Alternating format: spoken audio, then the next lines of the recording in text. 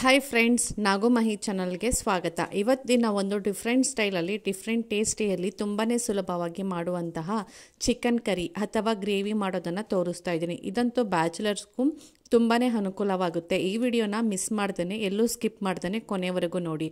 ಇದನ್ನು ನೀವು ಕೂಡ ಮನೆಯಲ್ಲಿ ಟ್ರೈ ಮಾಡ್ಬೋದು. ಬನ್ನಿ ಹಾಗಾದರೆ ಯಾವ ರೀತಿ ಮಾಡೋದು ಅಂತ ನೋಡೋಣ.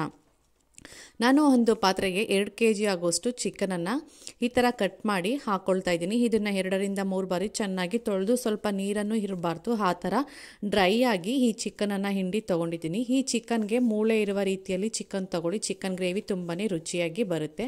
ನೆಕ್ಸ್ಟ್ ಇವಾಗ ಖಾರಕ್ಕೆ ನಾನು 2 ರಿಂದ 3 ಟೇಬಲ್ ಸ್ಪೂನ್ ಆಗೋಷ್ಟು ಖಾರದ ಪುಡಿನ ಹಾಕ್ಕೊಳ್ತಾ ಇದ್ದೀನಿ.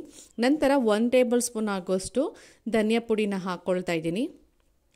ಮತ್ತು 1 ಸ್ಪೂನ್ ಆಗೋಷ್ಟು ಗರಂ ಮಸಾಲನ್ನು ಕೂಡ ಹಾಕ್ಕೊಳ್ತಾ ಇದ್ದೀನಿ. ಒಂದು ಅರ್ಧ ಟೇಬಲ್ ಸ್ಪೂನ್ ಆಗೋಷ್ಟು ನಾನು ಅರಿಶಿನದ ಪುಡಿನ ಹಾಕ್ಕೊಳ್ತಾ ಇದ್ದೀನಿ. ಈ ಪುಡಿಗಳೆಲ್ಲ ಹಾಕಿದ ನಂತರ ನೀಟಾಗಿ ಮಿಕ್ಸ್ ಮಾಡ್ಕೊಳ್ಳೋಣ. ಈ ರೀತಿ ಮಿಕ್ಸ್ ಮಾಡಿ ನೋಡಿ. ಈ ಥರ ಚೆನ್ನಾಗಿ ಮಿಕ್ಸ್ ಮಾಡ್ಕೋಬೇಕು. ಕೈಯಲ್ಲೇ ಮಿಕ್ಸ್ ಮಾಡಿಕೊಂಡ್ರೆ ತುಂಬಾ ಟೇಸ್ಟು ಚೆನ್ನಾಗಿರುತ್ತೆ. ಈ ಥರ ಒಂದ್ಸಲಿ ಚೆನ್ನಾಗಿ ಮಿಕ್ಸ್ ಮಾಡಿಬಿಟ್ಟು ಒಂದು ಅರ್ಧ ಗಂಟೆ ನೆನೆಸಿಟ್ಟು ನಂತರ ಮಾಡಿಕೊಳ್ಳುವುದರಿಂದ ಶೇರ್ವದಲ್ಲಿ ಚಿಕನ್ ಪೀಸು ತುಂಬ ರುಚಿಯಾಗಿ ಜ್ಯೂಸಿಯಾಗಿ ಚೆನ್ನಾಗಿ ಇರುತ್ತೆ. ನೋಡಿ ಫ್ರೆಂಡ್ಸ್, ಇವಾಗ ಇದನ್ನು ರೆಡಿ ಮಾಡಿ ಇಟ್ಕೊಂಡಿದ್ದೀನಿ. ನೆಕ್ಸ್ಟ್ ಇವಾಗ ಒಂದು ಮಿಕ್ಸಿ ಜಾರ್ ತೊಗೊಂಡಿದ್ದೀನಿ. ಸ್ವಲ್ಪ ಇದನ್ನು ಮಸಾಲೆ ರೆಡಿ ಮಾಡ್ಕೋಬೇಕಾಗುತ್ತೆ. 1 ಹಿಡಿ ಆಗೋಷ್ಟು ಕೊತ್ತಂಬರಿ ಸೊಪ್ಪನ್ನು ಚೆನ್ನಾಗಿ ತೊಳೆದು ಈ ಥರ ಕಟ್ ಮಾಡಿ ಹಾಕ್ಕೊಳ್ತಾ ಇದ್ದೀನಿ. ಒಂದು ಅರ್ಧ ಹಿಡಿ ಆಗೋಷ್ಟು ಪುದೀನ ಸೊಪ್ಪನ್ನು ಹಾಕ್ಕೊಳ್ತಾ ಇದ್ದೀನಿ. ಅದನ್ನು ಕೂಡ ಚೆನ್ನಾಗಿ ವಾಶ್ ಮಾಡಿ ತೊಗೊಂಡಿದ್ದೀನಿ. 1 ಮೀಡಿಯಮ್ ಸೈಜ್ ಈರುಳ್ಳಿನ ಈ ಥರ ಸ್ಲೈಸಿಯಾಗಿ ಕಟ್ ಮಾಡಿ ಹಾಕ್ಕೊಳ್ತಾ ಇದ್ದೀನಿ. ಖಾರಕ್ಕೆ 8 ರಿಂದ 10 ಹಸಿಮೆಣ್ಸಿಕಾಯನ್ನ ಸೇರಿಸ್ಕೊಳ್ತಾ ಇದ್ದೀನಿ. ನಿಮಗೆ ನೋಡಿಕೊಂಡು ಹಸಿಮೆಣ್ಸಿಕಾಯನ್ನ ಆ್ಯಡ್ ಮಾಡ್ಕೊಳ್ಳಿ.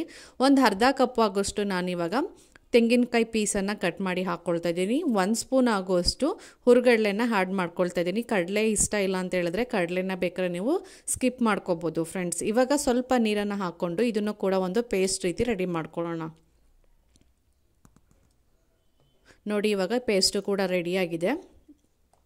ಈ ಥರ ಸಾಫ್ಟಾಗಿ ನಾವು ರುಬ್ಕೋಬೇಕಾಗತ್ತೆ. ಇವಾಗ ಸ್ಟವ್ ಆನ್ ಮಾಡಿ ಒಂದು ಕಡಾಯಿನ ಬಿಸಿ ಮಾಡೋಕ್ಕೆ ಇಟ್ಕೊಂಡಿದ್ದೀನಿ. ಈ ಕಡಾಯಿ ಬಿಸಿ ಆದಮೇಲೆ ಒಂದು 5 ರಿಂದ 6 ಟೇಬಲ್ ಸ್ಪೂನ್ ಆಗೋಷ್ಟು ನಾನಿಲ್ಲಿ ಎಣ್ಣೆನ ಹಾಕ್ಕೊಳ್ತಾ ಇದ್ದೀನಿ. ಸ್ವಲ್ಪ ಎಣ್ಣೆ ಬಿಸಿ ಆದಮೇಲೆ ಇವಾಗ ಇದರಲ್ಲಿ ಸೋಂಪು, ಏಲಕ್ಕಿ, ಕಲ್ಲುವ್ವ, ಜಾಪತ್ರೆ, ಮೊರಟಿ ಮೊಗ್ಗು ಮತ್ತು ಪಲಾವ್ ಎಲೆ, 1-1.5 ಇಂಚ್ ಆಗೋಷ್ಟು ಚಕ್ಕೆ ತೊಗೊಂಡಿದ್ದೀನಿ. ಲವಂಗ ಒಂದು 10 ರಿಂದ 12 ಲವಂಗನ ಸೇರಿಸ್ಕೊಳ್ತಾ ಇದ್ದೀನಿ. ನಾನು ಮಾಡ್ತಿರೋದು 2 kg ಚಿಕನಿಗೆ, ಅಂದರೆ 1.25 kg ಚಿಕನ್ ಇರುತ್ತೆ. ಅದಕ್ಕೋಸ್ಕರ ನಾನು ಇಷ್ಟು ಸ್ಪೈಸಸನ್ನು ಹಾಕ್ಕೊಂಡಿದ್ದೀನಿ. ನೀವು ಕಡಿಮೆ ಮಾಡ್ತಾ ಇದ್ದೀರಂದರೆ ಈ ಸ್ಪೈಸಸನ್ನು ನೀವು ಕಡಿಮೆನ ಹಾಕ್ಕೊಂಡು ಮಾಡ್ಕೋಬೋದು. ಒಂದು 7 ರಿಂದ 8 ಈರುಳ್ಳಿನ ಈ ಥರ ಸ್ಲೈಸಾಗಿ ಕಟ್ ಮಾಡಿ ಹಾಕ್ಕೊಳ್ತಾ ಇದ್ದೀನಿ. ಅಂದರೆ ಮೀಡಿಯಮ್ ಸೈಜ್ ಈರುಳ್ಳಿನ ಒಂದು 8ನ ಈ ಥರ ಚಿಕ್ಕದಾಗಿ ಕಟ್ ಮಾಡಿ ಹಾಕ್ಕೊಳ್ತಾ ಇದ್ದೀನಿ. ಇದು ಸ್ವಲ್ಪ ಗೋಲ್ಡನ್ ಕಲರ್ ಗಂಟ ಬರಬೇಕು. ಅಲ್ಲಿ ಗಂಟ ಇದನ್ನು ಚೆನ್ನಾಗಿ ಫ್ರೈ ಮಾಡ್ಕೊಳ್ಳೋಣ. ನೋಡಿ, ಇವಾಗ ಫ್ರೈ ಕೂಡ ಆಗಿದೆ.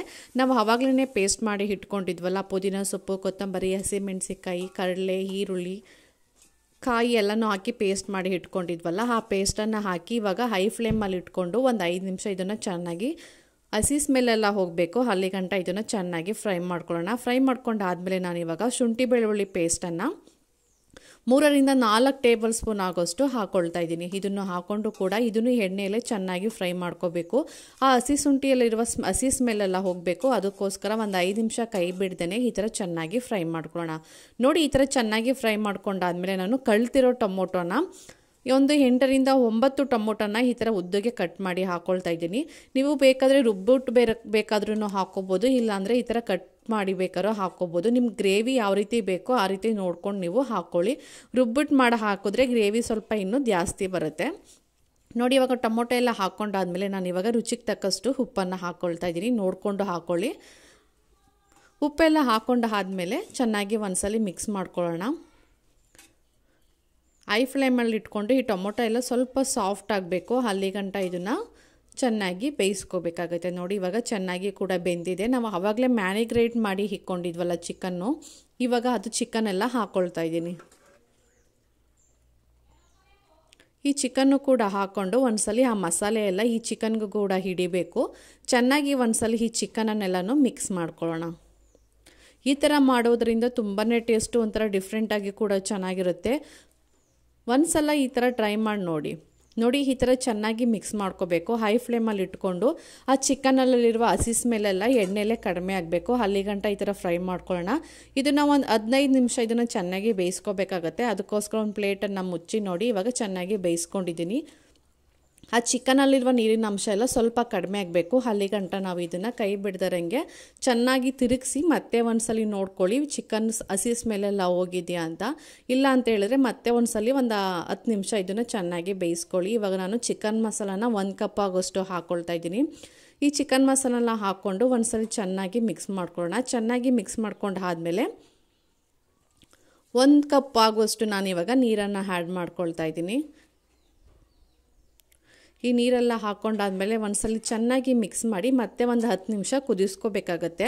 ನಾವು ಹಾಕಿರೋ ನೀರನ್ನೆಲ್ಲ ಸ್ವಲ್ಪ ಕಡಿಮೆ ಆಗಬೇಕು. ಆವಾಗಲೇ ಥಿಕ್ನೆಸ್ಸು ಸ್ವಲ್ಪ ಗಟ್ಟಿಯಾಗಿದೆ ಅಂದರೆ ಆವಾಗಲೇ ಈ ಚಿಕನ್ ಗ್ರೇವಿ ತುಂಬ ರುಚಿಯಾಗಿರುತ್ತೆ. ನೋಡಿ ಇವಾಗ ನೀರು ಕೂಡ ಕಡಿಮೆ ಆಗಿದೆ. ಒಂದ್ಸಲಿ ಈ ಥರ ಚೆನ್ನಾಗಿ ಮಿಕ್ಸ್ ಮಾಡ್ಕೊಂಡಾದ್ಮೇಲೆ 2 ಟೇಬಲ್ ಸ್ಪೂನ್ ಆಗೋಷ್ಟು ನಾನು ಇವಾಗ ಕಸೂರಿ ಮೇಥಿನ ಹಾಕ್ತಾಯಿದ್ದೀನಿ. ಲಾಸ್ಟಲ್ಲಿ ಹಾಕಿದ್ರೆ ತುಂಬಾ ಟೇಸ್ಟು ಡಿಫ್ರೆಂಟಾಗಿ ಕೂಡ ಇರುತ್ತೆ. 1 ಕಪ್ ಆಗೋಷ್ಟು ನಾನು ಇವಾಗ ಕೊತ್ತಂಬರಿ ಸೊಪ್ಪನ್ನು ಕೂಡ ಹಾಕಿ ಒಂದ್ಸಲಿ ಚೆನ್ನಾಗಿ ಮಿಕ್ಸ್ ಮಾಡ್ಕೊಳ್ತಾ ಇದ್ದೀನಿ. ಕೊತ್ತಂಬರಿ ಸೊಪ್ಪು ಇಷ್ಟ ಇಲ್ಲ ಅಂತ ಹೇಳಿದವರು ಸ್ಕಿಪ್ ಬೇಕಾದ್ರೂ ಮಾಡ್ಕೋಬೋದು. ಇದನ್ನೆಲ್ಲ ಹಾಕಿ ಆದಮೇಲೆ ಸ್ಟವನ್ನು ಆಫ್ ಮಾಡಿ ಪ್ಲೇಟ್ ಮುಚ್ಚಿಬಿಟ್ರೆ ಈ ಚಿಕನ್ ಮಸಾಲ ಗ್ರೇವಿ ರೆಡಿಯಾಗುತ್ತೆ. ಇದಂತೂ ಪರೋಟ, ಪೂರಿ, ಚಪಾತಿ, ದೋಸೆ, ಮುದ್ದೆ, ಅನ್ನ ಎಲ್ಲದಕ್ಕೂ ಸೂಪರ್ ಕಾಂಬಿನೇಷನ್ ಆಗಿ ಕೂಡ ಇರುತ್ತೆ. ನೋಡಿದ್ರಲ್ಲ ಯಾವ ರೀತಿ ಈ ಚಿಕನ್ ಮಸಾಲ ಗ್ರೇವಿ ಮಾಡೋದು ಅಂತ. Thank you.